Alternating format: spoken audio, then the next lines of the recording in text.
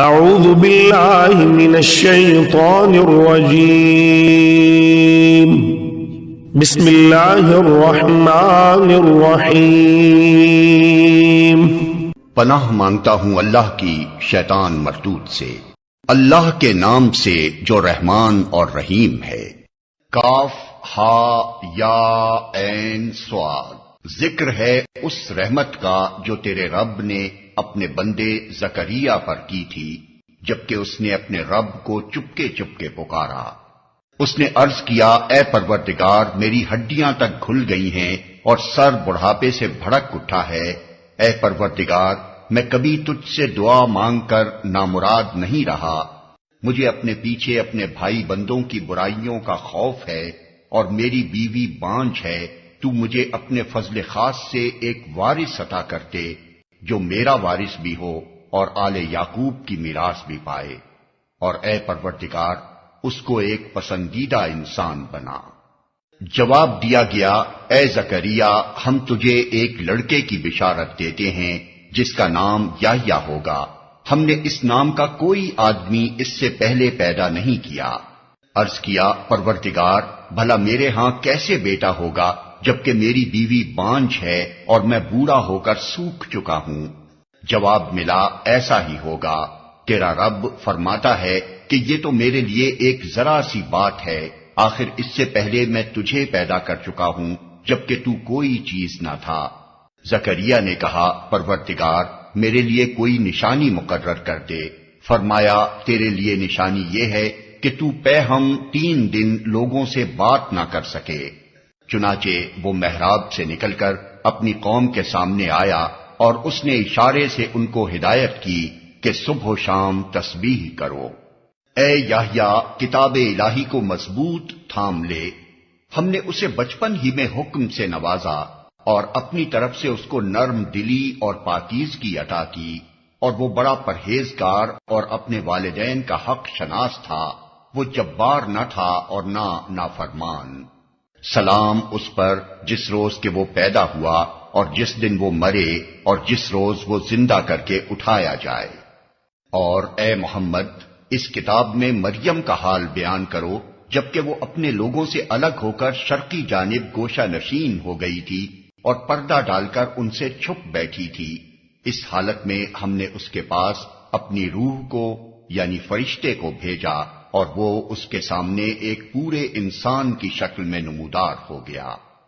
مریم یکا یک بول اٹھی، اگر تو کوئی خدا ترس آدمی ہے تو میں تجھ سے رحمان کی پناہ مانگتی ہوں۔ اس نے کہا، میں تو تیرے رب کا فرستادہ ہوں اور اس لیے بھیجا گیا ہوں کہ تجھے ایک پاکیزہ لڑکا دوں۔ مریم نے کہا، میرے ہاں کیسے لڑکا ہوگا جبکہ مجھے کسی بشر نے چھوا تک نہیں ہے اور میں کوئی بدکار عورت نہیں ہوں۔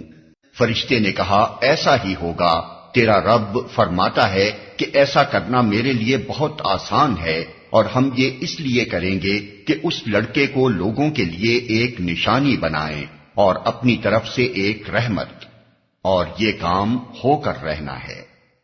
مریم کو اس بچے کا حمل رہ گیا اور وہ اس حمل کو لیے ہوئے ایک دور کے مقام پر چلی گئی۔ پھر زچگی کی تکلیف نے اسے ایک کھجور کے درخت کے نیچے پہنچا دیا۔ وہ کہنے لگی، کاش میں اس سے پہلے ہی مر جاتی اور میرا نام و نشان نہ رہتا۔ فرشتے نے پائنتی سے اس کو پکار کر کہا، غم نہ کر، تیرے رب نے تیرے نیچے ایک چشمہ رواں کر دیا ہے، اور تو ذرا اس درخت کے تنے کو ہلا، تیرے اوپر تر و تازہ کھجوریں ٹپک پڑیں گی، بس تو کھا اور پی اور اپنی آنکھیں ٹھنڈی کر۔ پھر اگر کوئی آدمی تجھے نظر آئے تو اس سے کہہ دے کہ میں نے رحمان کے لیے روزے کی نذر مانی ہے، اس لیے آج میں کسی سے نہ بولوں گی۔ پھر وہ اس بچے کو لیے ہوئے اپنی قوم میں آئی۔ لوگ کہنے لگے، اے مریم، یہ تو نے بڑا پاپ کر ڈالا۔ اے ہارون کی بہن، نہ تیرا باپ کوئی برا آدمی تھا اور نہ تیری ماں ہی کوئی بدکار عورت تھی۔ مریم نے بچے کی طرف اشارہ کر دیا۔ لوگوں نے کہا، ہم اس سے کیا بات کریں جو گہوارے میں پڑا ہوا ایک بچہ ہے۔ بچہ بول اٹھا، میں اللہ کا بندہ ہوں، اس نے مجھے کتاب دی اور نبی بنایا اور بابرکت کیا جہاں بھی میں رہوں، اور نماز اور زکوٰۃ کی پابندی کا حکم دیا جب تک میں زندہ رہوں اور اپنی والدہ کا حق ادا کرنے والا بنایا اور مجھ کو جبار اور شقی نہیں بنایا۔ سلام ہے مجھ پر جب کہ میں پیدا ہوا اور جب کہ میں مروں اور جب کہ زندہ کر کے اٹھایا جاؤں۔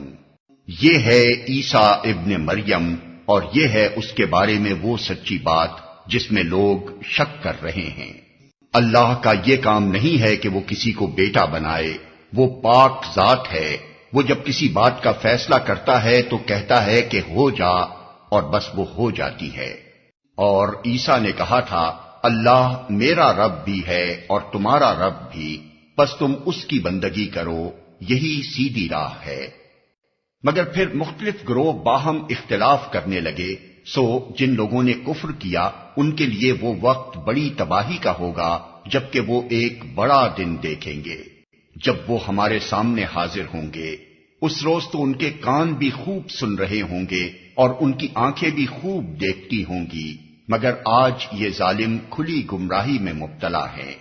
اے محمد، اس حالت میں جبکہ یہ لوگ غافل ہیں اور ایمان نہیں لا رہے ہیں، انہیں اس دن سے ڈرا دو جبکہ فیصلہ کر دیا جائے گا اور پچھتاوے کے سوا کوئی چارہ کار نہ ہوگا۔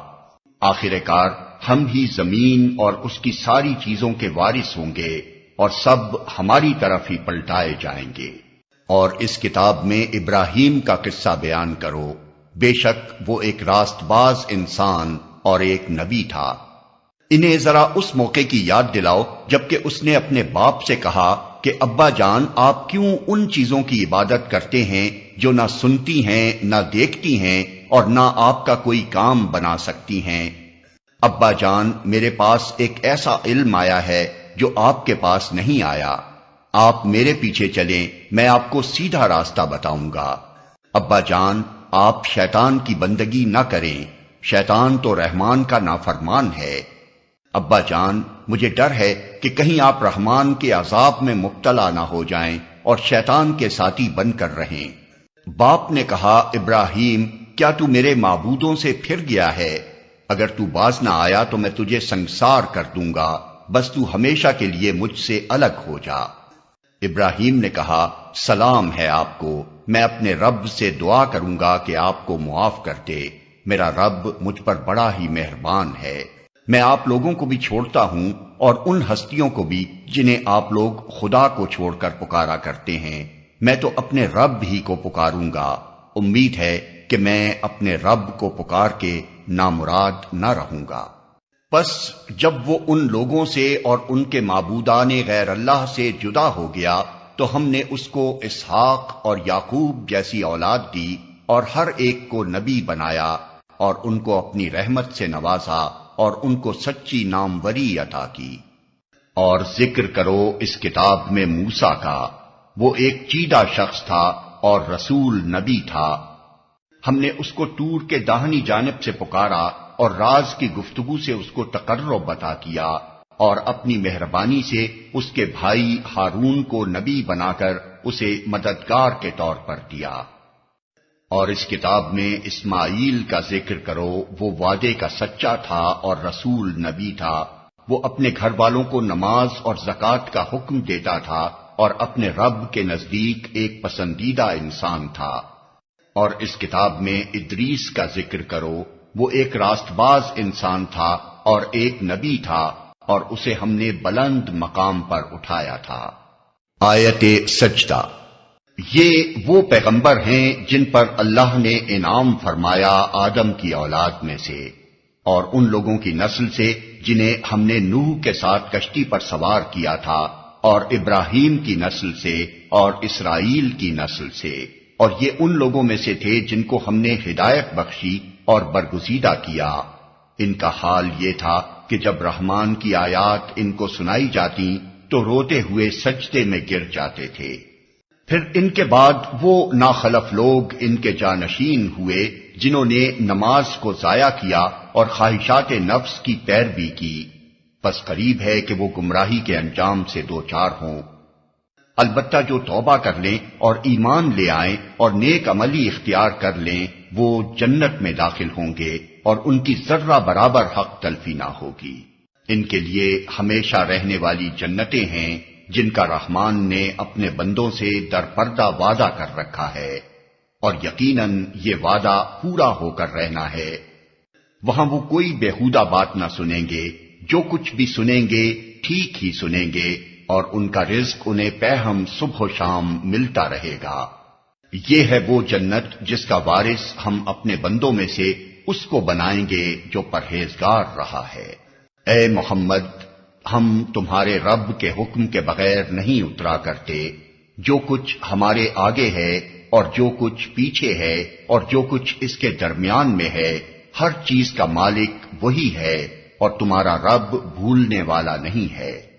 وہ رب ہے آسمانوں کا اور زمین کا اور ان ساری چیزوں کا جو آسمان و زمین کے درمیان ہیں، بس تم اس کی بندگی کرو اور اسی کی بندگی پر ثابت قدم رہو۔ کیا ہے کوئی ہستی تمہارے علم میں اس کی ہم پایا؟ انسان کہتا ہے کیا واقعی جب میں مر چکوں گا تو پھر زندہ کر کے نکال لایا جاؤں گا؟ کیا انسان کو یاد نہیں آتا کہ ہم پہلے اس کو پیدا کر چکے ہیں جبکہ وہ کچھ بھی نہ تھا؟ تیرے رب کی قسم، ہم ضرور ان سب کو اور ان کے ساتھ شیاطین کو بھی گھیر لائیں گے، پھر جہنم کے گرد لا کر انہیں گھٹنوں کے بل گرا دیں گے۔ پھر ہر گروہ میں سے ہر اس شخص کو چھانٹ لیں گے جو رحمان کے مقابلے میں زیادہ سرکش بنا ہوا تھا۔ پھر ہم یہ جانتے ہیں کہ ان میں سے کون سب سے بڑھ کر جہنم میں جھونکے جانے کا مستحق ہے۔ تم میں سے کوئی ایسا نہیں ہے جو جہنم پر وارد نہ ہو۔ یہ تو ایک طے شدہ بات ہے جسے پورا کرنا تیرے رب کا ذمہ ہے۔ پھر ہم ان لوگوں کو بچا لیں گے جو دنیا میں متقی تھے، اور ظالموں کو اسی میں گرا ہوا چھوڑ دیں گے۔ ان لوگوں کو جب ہماری کھلی کھلی آیات سنائی جاتی ہیں تو انکار کرنے والے ایمان لانے والوں سے کہتے ہیں، بتاؤ ہم دونوں گروہوں میں سے کون بہتر حالت میں ہے اور کس کی مجلسیں زیادہ شاندار ہیں؟ حالانکہ ان سے پہلے ہم کتنی ہی ایسی قوموں کو ہلاک کر چکے ہیں جو ان سے زیادہ سر و سامان رکھتی تھیں اور ظاہری شان و شوکت میں ان سے بڑی ہوئی تھیں۔ ان سے کہو، جو شخص گمراہی میں مبتلا ہوتا ہے اسے رحمان ڈھیل دیا کرتا ہے، یہاں تک کہ جب ایسے لوگ وہ چیز دیکھ لیتے ہیں جس کا ان سے وعدہ کیا گیا ہے، خواہ وہ عذاب الہی ہو یا قیامت کی گھڑی، تب انہیں معلوم ہو جاتا ہے کہ کس کا حال خراب ہے اور کس کا جتھا کمزور۔ اس کے برعکس جو لوگ راہ راست اختیار کرتے ہیں، اللہ ان کو راست روی میں ترقی عطا فرماتا ہے، اور باقی رہ جانے والی نیکیاں ہی تیرے رب کے نزدیک جزا اور انجام کے اعتبار سے بہتر ہیں۔ پھر تو نے دیکھا اس شخص کو جو ہماری آیات کو ماننے سے انکار کرتا ہے اور کہتا ہے کہ میں تو مال اور اولاد سے نوازا ہی جاتا رہوں گا۔ کیا اسے غیب کا پتہ چل گیا ہے یا اس نے رحمان سے کوئی عہد لے رکھا ہے؟ ہرگز نہیں، جو کچھ یہ بکتا ہے اسے ہم لکھ لیں گے اور اس کے لیے سزا میں اور زیادہ اضافہ کریں گے۔ جس سر و سامان اور لاؤ لشکر کا یہ ذکر کر رہا ہے وہ سب ہمارے پاس رہ جائے گا اور یہ اکیلا ہمارے سامنے حاضر ہوگا۔ ان لوگوں نے اللہ کو چھوڑ کر اپنے کچھ خدا بنا رکھے ہیں تاکہ وہ ان کے پشتیبان ہوں۔ کوئی پشتیبان نہ ہوگا، وہ سب ان کی عبادت کا انکار کریں گے اور الٹے ان کے مخالف بن جائیں گے۔ کیا تم دیکھتے نہیں ہو کہ ہم نے ان منکرین حق پر شیاطین چھوڑ رکھے ہیں جو انہیں خوب خوب مخالفت حق پر اکسا رہے ہیں؟ اچھا تو اب ان پر نزول عذاب کے لیے بےتاب نہ ہو، ہم ان کے دن گن رہے ہیں۔ وہ دن آنے والا ہے جب متقی لوگوں کو ہم مہمانوں کی طرح رحمان کے حضور پیش کریں گے اور مجرموں کو پیاسے جانوروں کی طرح جہنم کی طرف ہانک لے جائیں گے۔ اس وقت لوگ کوئی سفارش لانے پر قادر نہ ہوں گے بجز اس کے جس نے رحمان کے حضور سے پروانہ حاصل کر لیا ہو۔ وہ کہتے ہیں کہ رحمان نے کسی کو بیٹا بنایا ہے۔ سخت بےہودہ بات ہے جو تم لوگ گھڑ لائے ہو۔ قریب ہے کہ آسمان پھٹ پڑیں، زمین شق ہو جائے اور پہاڑ گر جائیں، اس بات پر کہ لوگوں نے رحمان کے لیے اولاد ہونے کا دعویٰ کیا۔